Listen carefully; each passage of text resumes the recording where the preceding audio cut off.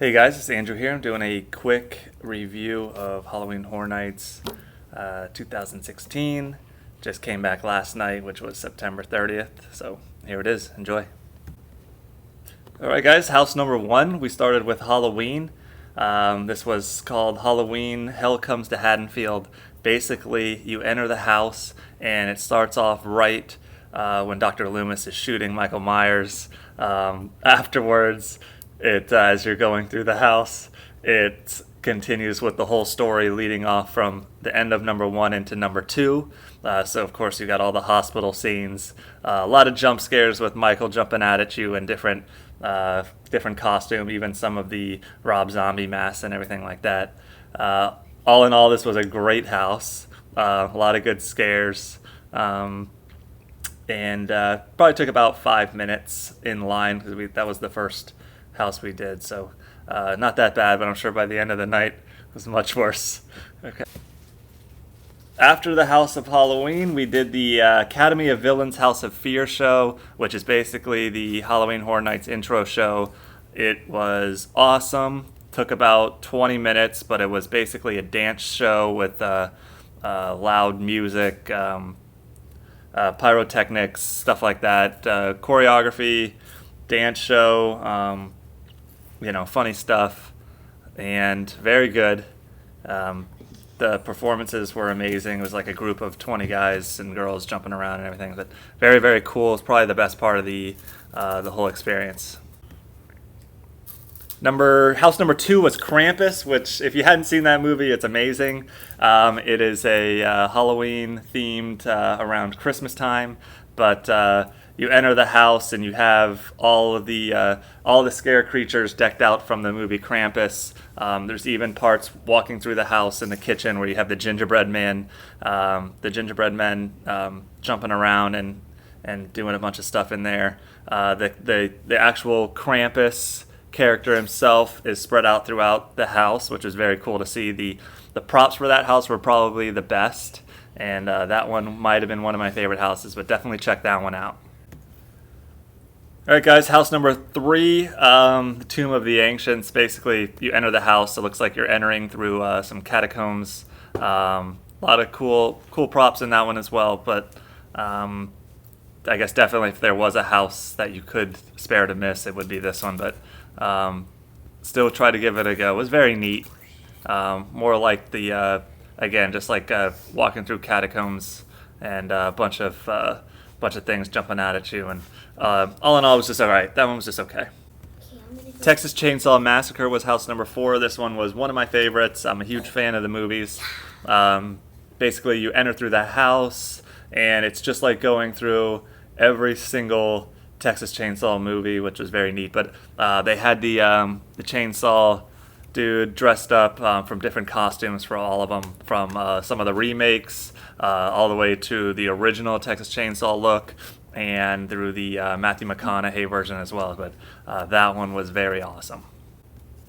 Number five, Lunatic's Playground. You are given 3D glasses before entering. And if you've gone to the 2015 HHN, there was one house where you enter and it's basically walking on a bridge with spiral stuff all around you in 3D. And with the glasses, it's about a 10-foot walk, but you almost fall over because it's of how dizzy you get. But that was probably the coolest thing of that house, just that first 10-foot walk. Otherwise, if you have the glasses and you keep them on, they do have all the props lit up and everything's in 3D, which is very cool. All the scare actors are jumping out at you in 3D things, and it was a good ride. Definitely for the first few minutes of the house itself. All right, guys, the next one was Walking Dead House. This is one that I've done now the last 3 years. It's getting better every year and longer. The wait wasn't that bad, though. Probably the longest wait out of all 9 houses this year. It was very cool, but if you've done them the past couple of years, it's pretty much the same. All the scare people are decked out in zombie outfits and everything, and it does take you like you're going through.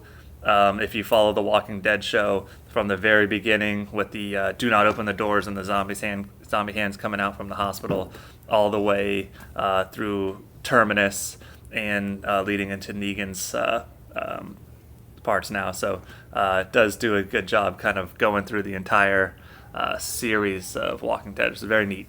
Check that one out. All right, guys, the number 7 house, Ghost Town, not one of their main attractions this year. This is probably one of their filler houses, but it's basically an old, Wild West house. All the scare characters are just old Wild West outfits. It was just okay. That one was probably the line, at least for that one, was the fastest. Obviously, it wasn't a main attraction, but if you do have a chance and you've made all the other ones, definitely hit this one up too, though. It was very cool. All right, guys, Exorcist this year was one of the main attractions. It was awesome.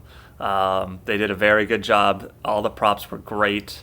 The actors playing the little girl were good.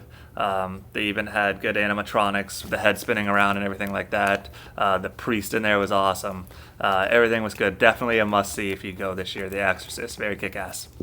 American Horror Story, the very last one, another 2-hour wait, was very good though. Definitely check that one out. Basically, it does a quick cliff note of all of the seasons. So all the way from the guy in the black outfit through the clown, through the hotel stuff. It didn't obviously dab into any of the latest entry of the series, but did do a good job of all the older series and getting those characters in there. It was very cool. Easter. That was 9 houses though this year, guys. We did do the 2 shows. So there was that Academy of Villains show, which is kind of the lead-off show for the event, and then there was the Bill and Ted show, which is always just funny as hell, and about a 30-minute show, but they did a very good job of it. Definitely would recommend, because we only go once. We do the fast pass, so we can hit all the houses up. There were 9 this year, I think maybe 10 last year, but with fast pass, I think we're in line for like 10 or 15 minutes at the longest, when, like I said, for the normal entry, there's sometimes up to 90 minutes, 2 hours long. So with fast passes, they're $100, but definitely worth it. All right, guys, as I was making these videos, you may have seen a kid popping up. Those were his Easter eggs. He wants you to leave comments down below. If you did spot him, let him know what you thought. Also, as far as the video goes, give me a thumbs up if you enjoyed the review, and thanks for watching. Bye.